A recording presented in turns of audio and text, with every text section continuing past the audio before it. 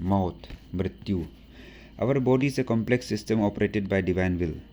Physically, death is a death, whether it is normal or accidental, for both are failure of our body system. हमारा शरीर एक बहुत complex system है जो भगवान की इच्छा से चलता है. फिज़िकली देखा जाए तो मौत ही है. अगर आप नॉर्मल से मरो या एक्सीडेंट होके मरो, वह उनका मीनिंग अल्टीमेटली यह होता है कि यह हमारा बदन का सिस्टम फेल हो चुका है. Metaphysically, death is a process in which the soul dissociates from the material bondages. In other words, it is the splitting of celestial and material self of a person. Metaphysically देखा जाए तो मौत एक ऐसा process है जहाँ हमारा आत्मा इस शरीर से अलग हो जाता है. दूसरे शब्द में कहा जाए तो यह हमारे सेलेस्टियल सेल्फ जो मटेरियल सेल्फ से अलग हो जाता है. Morally, death in itself has no meaning. Death is neither good nor bad, but the purpose of death gives meaning to it. If one dies for noble cause, it is honorable. Otherwise, its significance is no less important than the death of a mosquito. नैतिकता में देखा जाए तो मौत का कोई अर्थ ही नहीं है. मौत ना तो अच्छा है ना खराब है, किंतु हमारे मौत का उद्देश्य जो उसको मीनिंग देता है. अगर एक आदमी अच्छे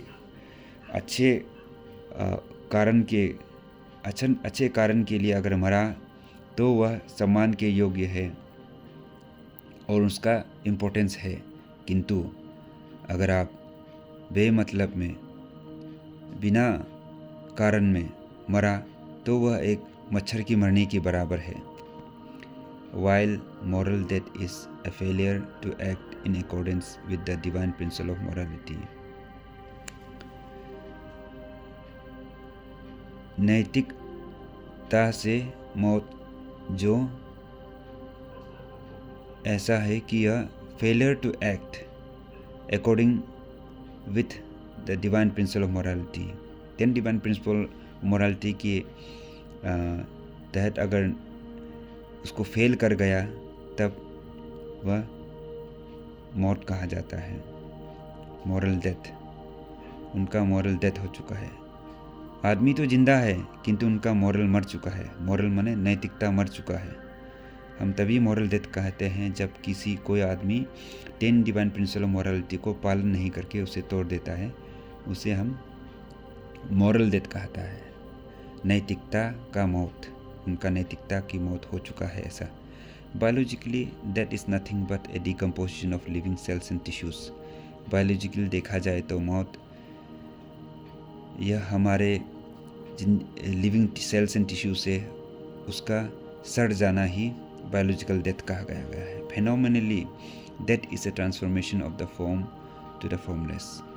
अगर फेनोमेनली देखा जाए, घटित जो हो रहा है वह मौत, घटित जो हो रहा है वह क्या है? वह हमारे एक बदन से फॉर्मलेस में, जिसका कोई रूप ही नहीं, उसमें बन जाना मौत कहा गया है phenomenally. Spiritually that is a return journey of soul from within to without to the source from where it has come. Spiritually देखा जाए तो मौत जो एक तरह का रिटर्न जर्नी है, हमारा आत्मा का वापस जाना होता है. हम जहाँ से आए थे वहाँ चले जाना. यह स्पिरिचुअली मौत को इस प्रकार डिफाइन किया गया है. डेथलेस और immortal is he who has attain complete liberation.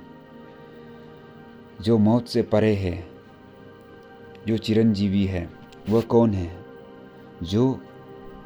जिसे कंप्लीट लिबरेशन, कंप्लीट मोक्ष मिल चुका है स्पिरिचुअल परफेक्शन के बाद, उसे चिरंजीव कहता है. That is to leave the material body which is just like putting off one shirt. The soul within is deathless. मौत एक शरीर को छोड़ने की बराबर है. यह एक कपड़े को चेंज करने की बराबर है. मौत आत्मा जो अंदर में बैठा हुआ है वह कभी मरता नहीं है। Physical death is a truth, it can not be avoided. Any being that has once taken birth has to undergo death. Physically मौत ये एक सच्चाई है, इसे टाला नहीं जाता। जो एक बार जन्म ले चुका है उसे मरना होता है। Birth is a gift only to those who know the art of living, but a curse to many because only a few people are happy for being born in human form. Most of us know only to complain even on the slightest undesirable happenings in life, which is indicative of the fact that we have made this human form a complaint box rather than enjoying it as a gift of God.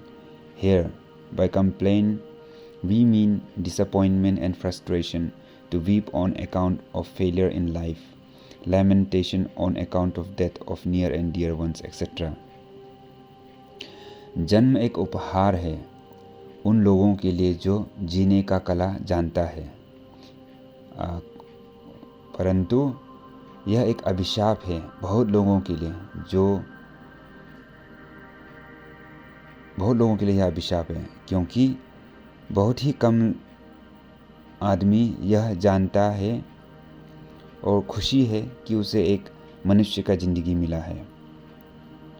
ज़्यादातर हम केवल complain ही करता है, छोटे मोटे अपने ज़िंदगी में छोटा मोटा कुछ घटित हो जाने से भी, अनडिज़ायरेबल घटना जो हम नहीं चाहते हैं वह हो जाने से भी हम बहुत कंप्लेन करते हैं।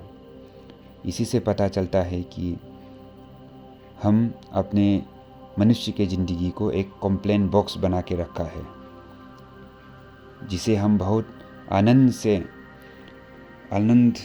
खुशी हमें जीना चाहिए था भगवान के उपहार के स्वरूप, किंतु हम कंप्लेन ही करते रहते हैं अपने ज़िंदगी में। ये ज़िंदगी के बारे में कंप्लेन करता रहता है। Here by complaining we mean disappointment and frustration. Complain का मतलब है बोलना ज़रूरी नहीं है। हमारे लाइफ में बहुत सारा डिसअपॉइंटमेंट एंड फ्रस्ट्रेशन होता है, और छोटा मोटा फेलियर जब आता है तो उसमें हम रोते हैं, और कोई मर जाता है अपना सगे संबंधी तो बहुत रोता है। इसी चीज़ को कह रहे हैं कि यह हम अपनी लाइफ को एंजॉय नहीं करके केवल कंप्लेन ही कर रहे हैं अपनी लाइफ के बारे में। The suffering and sorrow caused to us in the event of death of our near and dear one is actually not due to the death itself, but due to our attachment to the person that dies. जो तकलीफ़ और दुख हमें पहुंचता है जब हमारे सगे संबंधी मरता है, वह उसके मरने के कारण ही नहीं, वह मर गया इसीलिए नहीं, अपितु हमारा जो उनसे लगाव है वह लगाव जो मर जाता है, इसीलिए हम रोते हैं।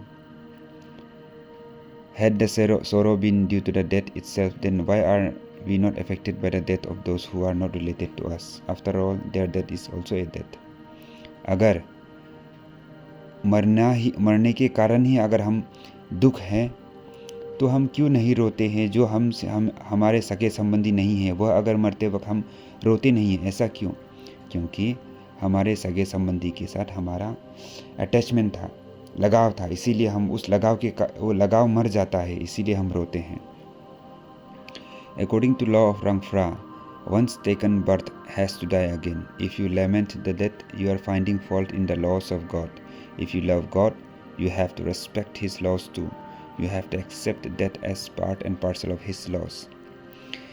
भगवान के नियम के अनुसार, प्रकृति के सृष्टि के नियम के अनुसार अगर एक बार जन्म लिए हो तो मरना भी है।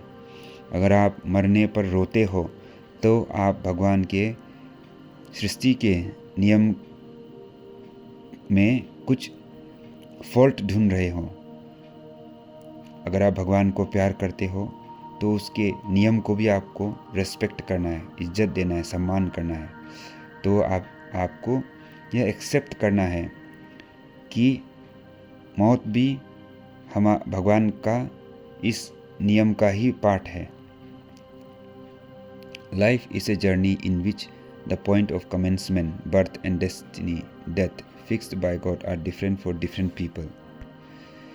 To lament the death of someone is as if you were complaining as to why one should get down at his or her destination without accompanying you further to your destination. जिंदगी एक सफ़र है जहाँ जन्म और मृत्यु यह भगवान ने फिक्स करके रखा है, अलग अलग लोगों के लिए अलग अलग तरीके से। तो अगर आप रोते हो, दुख करते हो किसी के चले जाने से, मरने से, तो वह उसी तरह हो गया है जैसे कि आप कंप्लेन कर रहे हो कि वह आदमी मेरे साथ ही मेरे समय में ही क्यों नहीं मरा। क्योंकि सबों का डेस्टिनेशन अलग अलग होता है, इसीलिए वह समय भी भगवान ने ही फिक्स करके दिया है। This world is just like a moving train. यह ज़िंदगी एक ट्रेन की तरह है। We are accommodated. हम लोग के साथ बैठा हुआ है यात्री in this world by the almighty, just as the passengers are accommodated in train by the railway authorities. To desire for life without death is just like desiring to be in the train throughout without any destination. Train में बैठा हुआ यात्री की तरह ही हम बैठे हुए हैं इस ट्रेन में। और अगर आप यह चाहते हो कि आपका मृत्यु ना हो, तो वह उसी तरह हो जाएगा जिस प्रकार एक ट्रेन में बैठ गए हो किंतु कहीं पे उतरने के लिए रेडी नहीं हो, ट्रेन के अंदर ही बैठे रहे हो। To desire only for life without death is something like asking God to alter his law, but he will never do so just because you complain as it is already perfect in itself. अगर आप केवल ज़िंदगी के लिए ही इच्छा करते हो बिना मरे, तो यह उसी प्रकार हो, आप वही यह मांग रहे हो जैसे कि भगवान को अपने नियम बदल दें, किंतु वह कभी यह नहीं करेगा, क्योंकि वह कभी चेंज नहीं करेगा अपना नियम जस्ट बिकॉज आप कंप्लेन किए बगैर, क्योंकि भगवान का नियम अपने आप में परफेक्ट ही है। रंग फ्रा अजोंग